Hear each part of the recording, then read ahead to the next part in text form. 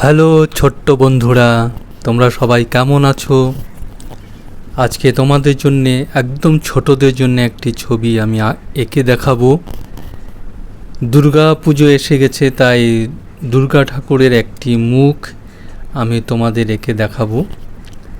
এখানে দেখো, মাপ দিয়ে নিলাম, তাহলে আঁকতে সুবিধা হবে।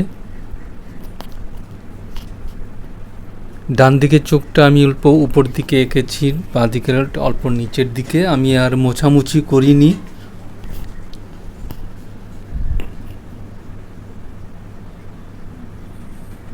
স্কেচ পেন দিয়ে বর্ডার করে নিচ্ছি।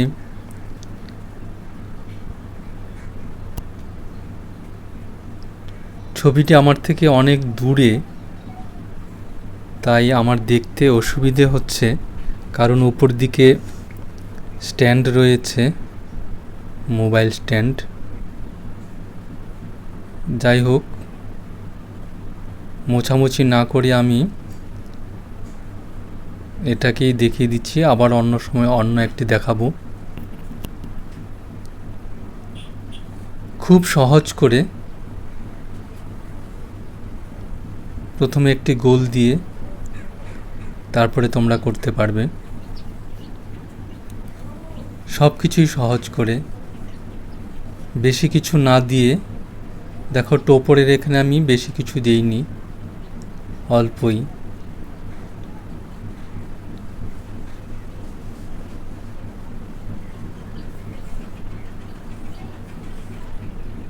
তোমরাও আঁকার চেষ্টা করবে।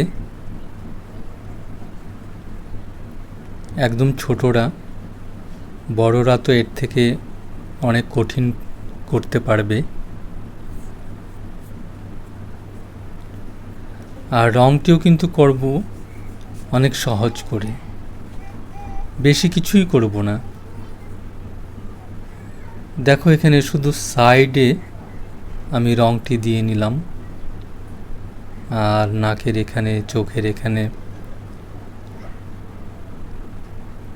পুরো রং করতে গেলে হয়তো অন্যরকম হয়ে যাবে, নোংরা হয়ে যেতে পারে।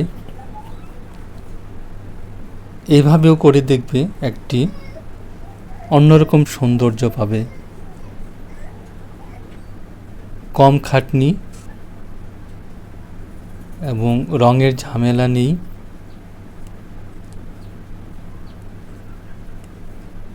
এভাবে যখন করতে পারবে, তারপরে আর অল্প কঠিন করে রঙগুলোকে পুরো ভরে নিয়ে তারপরে শেডিং করেও করতে পারবে। আর ব্রুয়েতে দেখো, এখানে গ্লাস মার্কিং পেন্সিল দিয়েও করতে পারো, কালো গ্লাস মার্কিং পেন্সিল। আর আমি এখানে চারকোল পেন্সিল দিয়ে করছি, চারকোল পেন্সিল। তোমাদের কাছে না থাকলে তোমরা গ্লাস মার্কিং দিয়েও করতে পারো। আর চুলটুকু করবে কিন্তু সাবধানে, কারণ কালো রং যদি তুমি খারাপ করে দাও, তাহলে পুরো ছবি কিন্তু খারাপ হয়ে যাবে। দেখো, ধীরে ধীরে আমি পুরো চুল কালো করে নিলাম। আর এখন যে রঙগুলো দিচ্ছি, সেগুলো শুধু সাইডে সাইডে।